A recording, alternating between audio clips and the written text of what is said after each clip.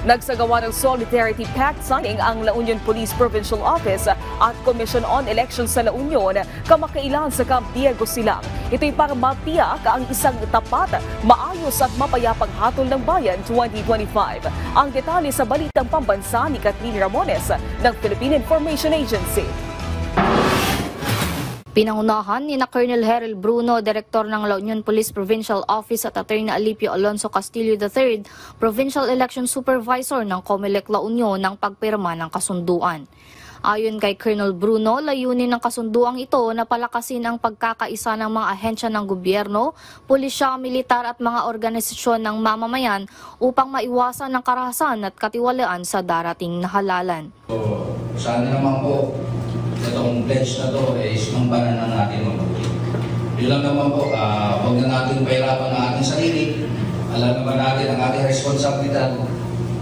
I-ayon na lang po natin sa pagkakataon nito. Bigyan po natin ng pansin. Hinihingi po ang inyong kooperasyon, suporta para maging maganda ang election po natin. Dumalo sa pagtitipon ng makinatawan mula sa Armed Forces of the Philippines, Philippine Coast Guard, Department of the Interior and Local Government at Department of Information and Communications Technology. Bilang bahagi ng seguridad, inanunsyo ng Police Regional Office 1 ang pag-deploy ng 1,478 na pulis sa buong La Union upang mapanatili ang katahimikan sa araw ng halalan.